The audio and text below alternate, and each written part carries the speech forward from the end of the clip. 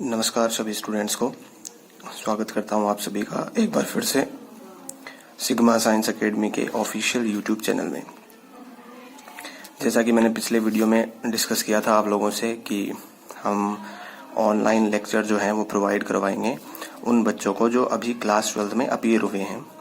तो उसी के रिगार्डिंग आज मैं सबसे पहले इंट्रोडक्शन जो है सिलेबस का उसके बारे में बात करूंगा, क्योंकि एक बार सिलेबस ओवरव्यू होना आपके लिए काफ़ी ज़्यादा ज़रूरी है।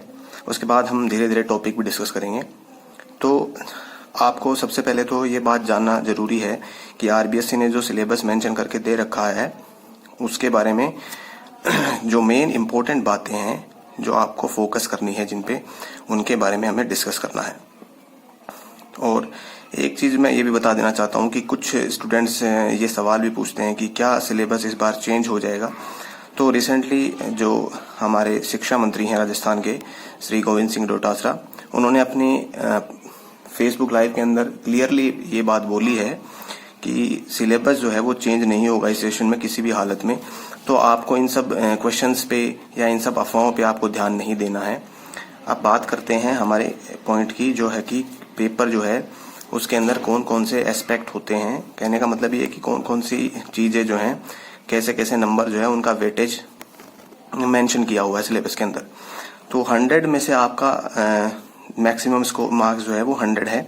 उसके अंदर थ्योरी का जो आपका पेपर होता है, जो मेन एग्जाम होता है आपका, वो होता है 56 मार्क्स का।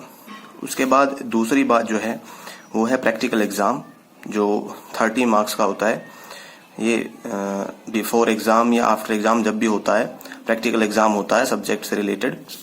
और तीसरी बात जो है वो है सेक्शनल मार्क्स, जो होते हैं 14 मार्क्स, सत्रांक जिसको बोलते हैं। सत्रांक जो है वो आपका जो ओवरऑल परफॉर्मेंस होता है पूरे साल का, उसके बिहाव पे स्कूल की तरफ से भेजे जाते हैं। 14 मार्क्स जो है वो मैक्सिमम होते हैं। कितने जाते हैं वो आपके रिकॉर्ड जो होता है टेस्ट में आपकी परफॉर्मेंस पूरे साल में जो भी होती है उसके आधार पे। ये सब बातें आपके लिए इतनी ज्यादा इंपॉर्टेंट नहीं रखती हैं। आपको फोकस जो करना है वो 56 मार्क्स जो है, जो हमारे थ्योरी का पेपर है, उस पर ज्यादा फोकस करना होता है। तो अगर बात करें हम सिलेबस की, तो सिलेबस जो मेंशन किया हुआ है, मैंने सारे जो भी चैप्टर हैं वो यहाँ पे मेंशन कर दिए हैं, वो मैंने लिख दिए हैं। तो एक बार आप अगर इसका स्क्रीनशॉट लेना चाहें तो वो स्क्रीनशॉट भी आप ले सकते हैं, या वीडियो पॉज करके आप इसको लिख लें जरूर। मैंने पॉइंट जो है वो क्रम संख्या और उसके बाद चैप्टर का नाम और वो कितने मार्क्स का सिलेबस में मेंशन है। तो आप या तो इसको पॉज करके वीडियो को लिखें, या फिर आप जो है एक बार स्क्रीनशॉट ले लें, या फिर आपको मैं डिस्क्रिप्शन में अगर लिंक प्रोवाइड करवा दूंगा तो वहां से आप उसको डाउनलोड भी कर सकते हैं, जो इजीली मिल जाएगा। और आपके पास अगर बुक है तो बहुत ही अच्छी बात है, उसमें मेंशन है सारी बातें। ठीक है, अब बात करते हैं। मैं आपको एक बार पूरे जितने भी चैप्टर हैं उनका ब्रीफ ओवरव्यू देना चाहूंगा। तो सबसे पहला जो हमारा चैप्टर है वो है सॉलिड स्टेट। हमने अभी क्लास 11 जो पढ़ी है उसमें गैसेस स्टेट पढ़ा है, गैस अवस्था। उसके बारे में जितने भी बॉयल्स का नियम है, चार्ल्स का नियम, गैस के जितने भी नियम है, आदर्श गैस समीकरण, उसके बाद वंडरवाल समीकरण पढ़ा हमने। वो सारी बातें हमने गैस के बारे में डिस्कस कर ली। अब जो हमें क्लास 12 के अंदर पढ़ना है वो है सॉलिड स्टेट। सॉलिड स्टेट के अंदर तो आप जानते हैं कि मैटर जो है उसकी 3 स्टेट होती हैं on the basis of arrangement of particles. अवयवी कणों की व्यवस्था जो है, या अवयवी कण जो है या अणु जो है उनके बीच में डिस्टेंस के आधार पे जो है वो 3 टाइप के होते हैं पदार्थ। तो उनमें एक स्टेट जो है वो है सॉलिड स्टेट। उसके बारे में हम डिस्कस करेंगे। ज्यादा मैं डीप में नहीं जाऊंगा, क्योंकि ये सारी बातें जो हैं कैसे कैसे चैप्टर जब हम पढ़ेंगे तो उनमें हम डिस्कस करते जाएंगे। उसके बाद सॉल्यूशन है। सॉल्यूशन आप जानते हैं विलेय और विलायक जो है उससे मिलकर जो बनता है हमारा, उसको हम क्या बोलते हैं, सॉल्यूशन। इसके बाद जो है इलेक्ट्रोकेमिस्ट्री है, विद्युत रसायन है। और इसके अंदर मैं आपको बताना चाहूंगा कि जो स्टार्टिंग के हमारे 5 चैप्टर हैं वो हम मेंशन करते हैं फिजिकल केमिस्ट्री के अंदर। उसके बाद हमें केमिकल काइनेटिक्स पढ़ना है कि रिएक्शन जो है वो कैसे संपन्न होती है, उसके अंदर कौन कौन से फैक्टर्स जो हैं रिएक्शन के वेग को प्रभावित करते हैं, सारी बातें। और ऑर्डर जो है अभिक्रिया की अणु संख्या क्या होती है, अभिक्रिया कोटि क्या होती है, सारी बातें हम इसके अंदर डिस्कस करते हैं। इलेक्ट्रोकेमिस्ट्री के अंदर हम सेल्स को डिस्कस करते हैं, मेनली सेल जितने टाइप के होते हैं वो सारे सेल्स पढ़ते हैं हम। इसके बाद हम बात करें सरफेस केमिस्ट्री, अगला जो चैप्टर है वो बिल्कुल आसान है, सरफेस केमिस्ट्री। इसके अंदर काफी टर्म्स जो हैं रिलेटेड टू एट, जैसे कि जितने भी आप ये कहें कि परिघटनाएं हैं जो किसी भी सरफेस के ऊपर होती हैं, उसके बारे में सारा चैप्टर हमें इसके बारे में पढ़ना है। यहाँ पे मैंने अंक बाहर जो मेंशन किया है, तो आप देख सकते हैं कि ये तीनों चैप्टर जो हैं वो 4-4 नंबर के हैं। ठीक है, इसके बाद हमारा मेटलर्जी है, तत्वों के निष्कर्षण सिद्धांत एवं प्रक्रम। ये जो इंडस्ट्रियल प्रोसेस जितने भी होते हैं, इंडस्ट्री में जितने भी काम होते हैं, तो उनमें केमिस्ट्री कैसे यूज होती है, हम कैसे मेटल्स को एक्सट्रैक्ट करते हैं, इम्प्योरिटीज को हटाते हैं, ये सारी बातें इसके अंदर मेंशन है। इसके बाद आते हैं पी ब्लॉक एलिमेंट पे। आप जानते हैं एस ब्लॉक को हमने पढ़ लिया है क्लास 11th में। पी ब्लॉक के अंदर हमने 2 वर्ग पढ़े हैं, बाकी जो पी ब्लॉक है वो अब 12th के अंदर मेंशन है, तो यहाँ पे हमें पी ब्लॉक को पढ़ना है। इसके बाद हमें पढ़ना है डी और एफ ब्लॉक एलिमेंट। उसके बाद कोऑर्डिनेशन कंपाउंड। ये तीनों चैप्टर जो हैं metallurgy, P block, D block और इसके बाद कोऑर्डिनेशन कंपाउंड, ये चारों चैप्टर जो हैं वो इनऑर्गेनिक केमिस्ट्री के हैं। और इनके अंदर पी ब्लॉक एलिमेंट जो है वो थोड़ा लेंथी चैप्टर भी है, लेकिन बिल्कुल आसान है। और इसको हमें कैसे याद कैसे किया जाता है, ये सारी बातें जब हम क्लास के अंदर मिलेंगे वहां भी हम डिस्कस कर लेंगे।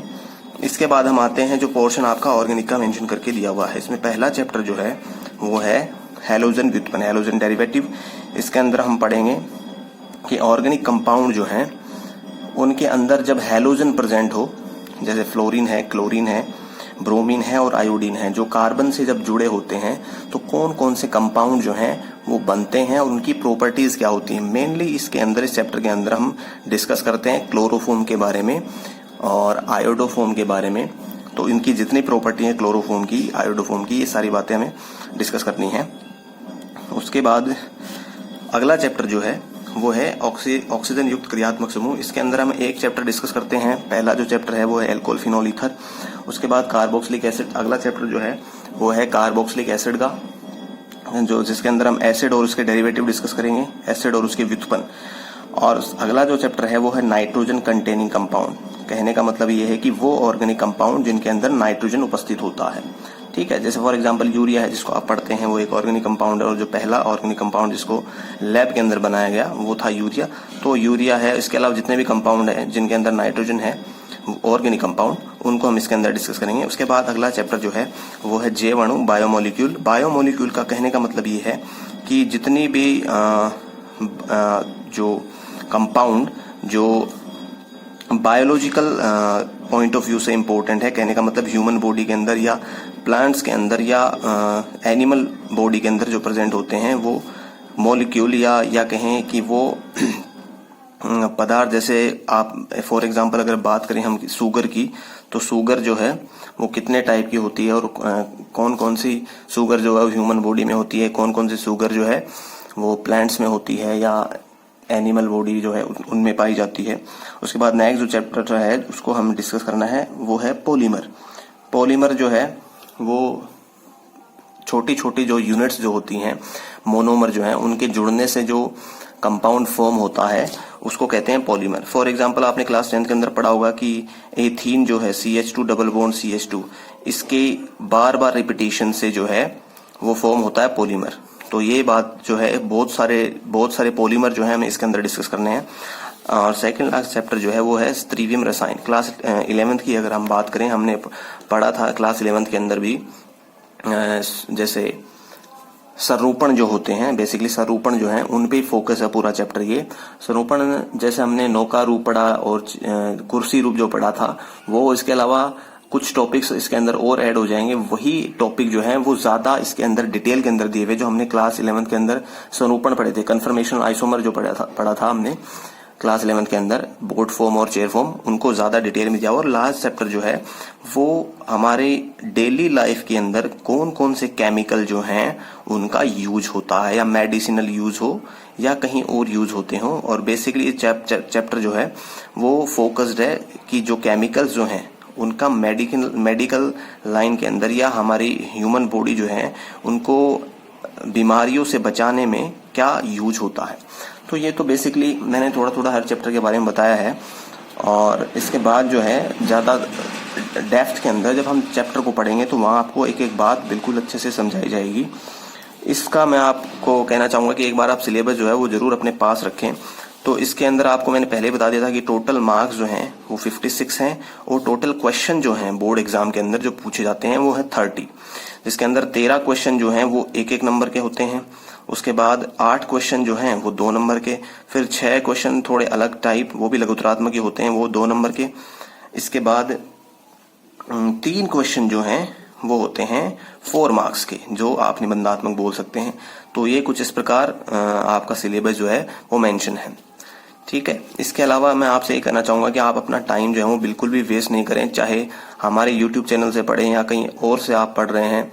आप रेगुलर वीडियो जो है अपलोड किए जा रहे हैं उनसे आप पढ़ते रहें, अपना टाइम जो है वो बिल्कुल वेस्ट नहीं करें, चाहे कहीं से भी पढ़ें आप। और दूसरी बात यह है कि आप जानते हैं जो मैंने लाइन लिखी है जिसको मैं हाईलाइट कर रहा हूँ बार बार, time and tide wait for none. इसका मतलब आप जानते हैं कि समय और रावत भाटा जो किसी का इंतजार नहीं करते, क्योंकि टाइम जो है वो बहुत ज्यादा कीमती है। आप अपना टाइम बिल्कुल भी वेस्ट नहीं करें।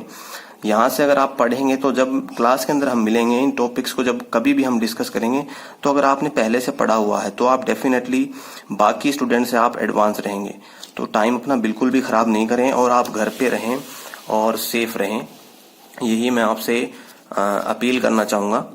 और बाकी अगला जो टॉपिक जो है, जो हम पहला लेक्चर जो है सिलेबस से रिलेटेड, या ये कहें कि कहीं ना कहीं हमारे सिलेबस को शुरू करने से पहले जो ज्यादा इम्पोर्टेंस है उस टॉपिक की, वो है GOC, जिसको मैं पढ़ाऊंगा, जनरल ऑर्गेनिक केमिस्ट्री या सामान्य रासायनिक विज्ञान। इसके बारे में हम पढ़ेंगे सबसे पहले और इसके लेक्चर आपको मिलने स्टार्ट हो जाएंगे 1 से 2 दिन के अंदर। Thank you.